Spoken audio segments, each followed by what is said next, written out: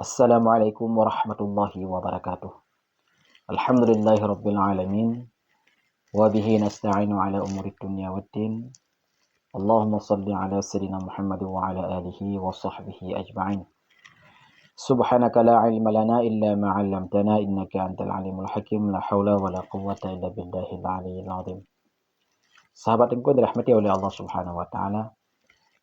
Mudah-mudahan oleh Allah selalu memberikan taufik dan hidayah kepada kita dan diwafatkan nantinya dalam keadaan husnul khatimah. Sekarang kita akan mempelajari tentang masalah puasa. Di sini nanti kita akan membacakan sebuah kitab yang ditulis oleh Al-Imam Ibnu Naqib yang bernama kitabnya Umdatus Salik wa Iddatul Nasik. Di sini kita akan coba bertabarruk dengan hasil karya beliau. Mudah-mudahan oleh Allah Subhanahu wa taala memberikan manfaat yang besar bagi kita di dunia dan juga pahala yang melimpah kepada mu'alifnya. Langsung saja kita bacakan kitabnya. A'udzubillahi minasyaitonirrajim. Bismillahirrahmanirrahim. Kitabus Shiyam. Ini merupakan suatu kitab yang membahas tentang hukum puasa. Yajibu shaumu ramadhana ala kulli muslimin balighin aqilin qadirin ala shaumi. Wajib puasa Ramadan ini atas tiap-tiap orang yang muslim, orang Islam. Kemudian Islam itu baligh, mana sudah dewasa. Kemudian berakal, kemudian kuasa untuk berpuasa. Ma'al khalwi 'anil haidin wa nifasin. Juga jika orang Islam itu perempuan, mereka disyaratkan kembali harus suci daripada haid dan nifas. Fala yukhatibu bihi kafirun wa sabiyun wa majnunun. Dan puasa ini tidak dikhitabkan kepada orang kafir dan juga kepada orang yang anak-anak, yang masih anak-anak ya, walaupun dia Islam, walaupun dia kuasa atas berpuasa, namun oleh syarak tidak mengkhitabkan kepada mereka. Kemudian puasa ini tidak dikhitabkan kepada orang gila.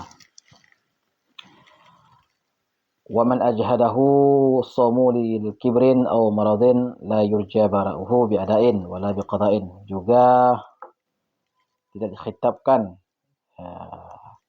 kepada orang-orang yang terbeban orang tersebut dengan sebab berpuasa ataupun oleh puasa, yakni jika dia berpuasa akan berpengaruh kepada kondisi badannya, ataupun mereka tidak sanggup lagi berpuasa, ya, seperti orang yang terlalu tua, baik itu laki-laki maupun perempuan, ataupun orang yang sakit yang memang sakit tersebut sudah sakit parah sekali, yang tidak mampu untuk menahan lapar lagi, ataupun sakit-sakit yang memang sudah tidak diharapkan untuk sembuh lagi. Maka orang-orang yang demikian ini tidak dikhitabkan dengan menunaikan puasa dan juga tidak dikhitabkan dengan qada. Nah, ini kepada orang-orang ini, si orang-orang yang sakit dan terlalu tua ini tidak dikhitabkan baik pun dengan menunaikan puasa ataupun dengan qada nantinya. Lakin yalzamu man ajhadahu shaumu li kulli yawmin muddu ta'amin. Namun kepada dua orang ini, orang sakit yang parah sekali ini dan juga pada orang tua yang sudah terlalu tua ini, wajib membayarkan fidyah, ya, wajib membayarkan fidyah setiap harinya, jangan sekaligus tapi setiap harinya, satu mud makanan pokok yang diberikan kepada orang miskin di mana mereka tinggal. Tentu saja makanan yang dikeluarkan di sini adalah makanan pokok yang dikonsumsi di daerah tersebut. Kemudian oleh Al-Imam Ibnu Naqib melanjutkan kembali, wa yukhatibul maridu wal musafiru wal murtaddu wal haidu wan nifasa'u bil qada'i dunal ada'i. Kemudian puasa ini dikhitabkan bagi orang sakit, yang sakit biasa, yang memang mungkin sakit dalam beberapa waktu, bukan sakit yang memang parah sekali, Dan puasa juga diwajibkan kepada orang yang lagi bermusafir, ya, dan juga orang murtad, naudzubillah min dzalik, dan juga orang haid dan nifas. Dengan apa dikhitab? Dengan qada. Artinya apabila seorang sakit sudah sembuh, maka dia wajib mengqada. Juga orang musafir apabila sudah sampai kepada tempat safirnya, maka dia nantinya wajib mengqada. Kemudian si murtad, naudzubillah min dzalik, dia murtad di bulan Ramadan nantinya ataupun di luar Ramadan, ketika dia nantinya masuk Islam kembali, maka dia diwajibkan untuk mengqada puasa. Begitu juga orang haid. Ya, setelah haid, maka nantinya mereka mengqada puasanya, dan juga orang nifas. Fa in takallafa al-maridu wal musafiru fasama sahha. Maka jika sanggup oleh si marid, ini orang-orang sakit ini sakitnya tidak terlalu parah misalnya, dan juga orang-orang yang musafir, mereka sanggup dan mereka berpuasa, maka hukum puasa terhadap kedua orang tersebut, meskipun tidak dikhitabkan secara tunai, maka hukum puasa mereka juga dihukumi kepada sah. Dunal murtadi wal haidi wan nifasai. Maka orang-orang yang murtad dan orang yang haid dan nifas, mereka berpuasa, memberatkan mereka melakukan puasa, maka puasa mereka tersebut tidak dihukumi kepada sah. Fa in aslama aw afaqa aw balagha muftiran fi asna'in nahari nudibal imsaku wal qada'u wa la yajibani. Kemudian jika seseorang itu Islam, orang kafir asli, kemudian dia masuk Islam pas bulan Ramadan di siang hari, misalnya, ataupun seseorang sembuh daripada penyakitnya di siang hari, tengah hari, ataupun seseorang yang sampai masa usia balighnya, yang ketiga-tiganya itu dalam keadaan yang orang yang sampai kepada baligh siang hari itu dalam keadaan tidak berpuasa, maka disunatkan bagi mereka ini untuk menahan daripada memakan di siang hari, ya. Dan juga disunatkan bagi mereka nantinya untuk mengqadha puasa yang tinggal di saat mereka ini masuk Islam. Kalau contohnya orang kafir masuk Islam di 3 puasa misalnya, pas di 3 puasa dia masuk Islam jam 12 siang, maka disunatkan baginya itu untuk menahan daripada makan makanan di siang itu. Dan di puasa di hari itu juga nantinya disunatkan baginya untuk mengqadha. Begitu juga kepada orang yang sembuh daripada penyakit dan juga orang yang sampai baligh di ketika hari itu. Disunatkan bagi mereka untuk mengqadha. Walajibani, dan tidak wajib bagi mereka untuk mengqadha puasa tersebut. Cuma disunatkan saja. Wa in balagha sha'iman lazimahul imsaku wa nudibal qada'u. Dan seandainya jika seseorang anak ini sampailah umur balighnya itu dalam keadaan berpuasa. Mungkin ada anak-anak yang berpuasa namun dia belum baligh. Tiba-tiba pas di ketiga hari puasa, mereka itu sampai waktu balighnya jika dihitung melalui jadwal kalender qamariyah, ya, dia berpuasa, maka wajib juga baginya untuk menahan daripada makan makanan, ya. Wanudibal qada'u, dan juga disunatkan bagi dia untuk mengqadha puasa yang sampai balighnya di hari itu, meskipun di saat itu dia lagi berpuasa. Walau tahuratil haidu amsakat adban.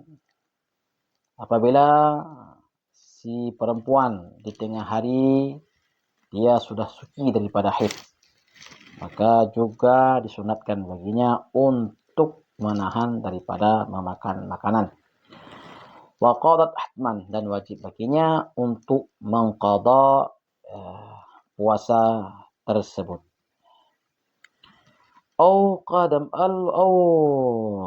Qadumal musafiru qadamal musafiru bari'al maridu wa huma muftirani amsaka nadban wa qadaya hatman. Ataupun si musafir ini telah sampai kepada tujuannya di siang hari.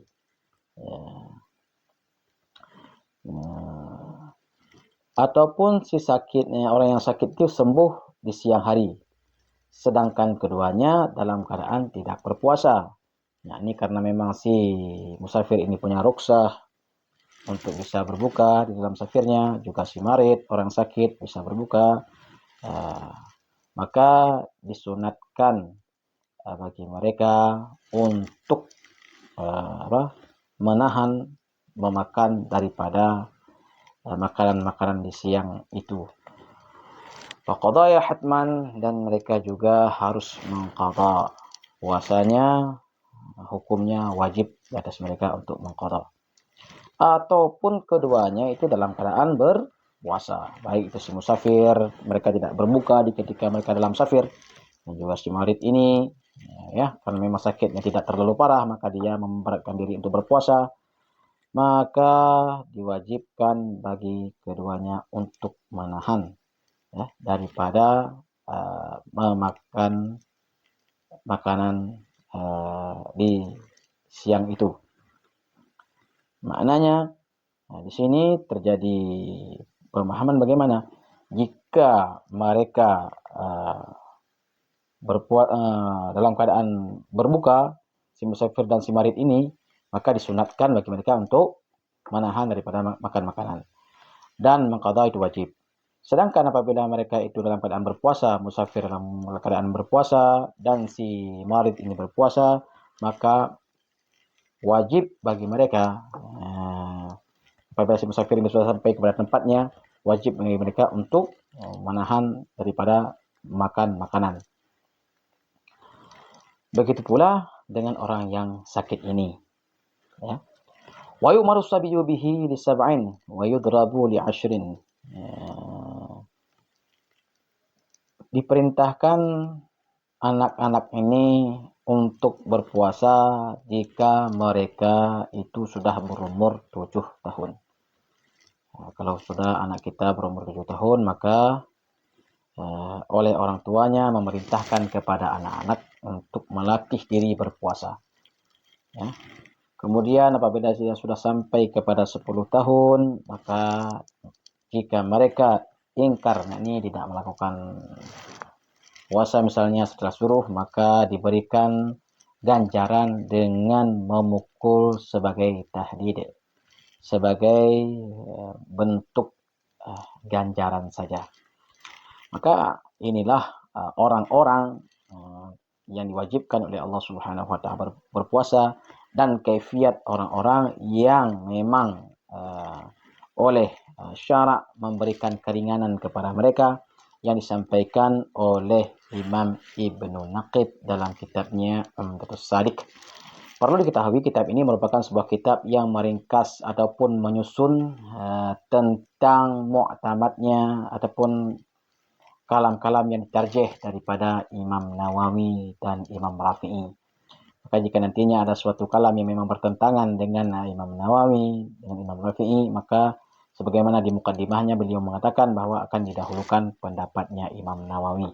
Maka yang kita bacakan ini adalah merupakan pendapat daripada ulama imam besar dalam mazhab Syafi'i yang beliau ringkas menjadi sebuah matan kitab yang diberi nama Umdatus Shalik. Mungkin hanya ini yang dapat kita sampaikan pada kesempatan yang mulia ini. Mudah-mudahan pemaparan ini bermanfaat. Juga kalau misalnya ada pertanyaan, boleh di komen di kolom komentar. Insya Allah nantinya kita akan membahas di sana dengan memberikan jawaban yang insya Allah memuaskan. Wallahu a'lam bishawab wa ilaihi marji' wal ma'ab.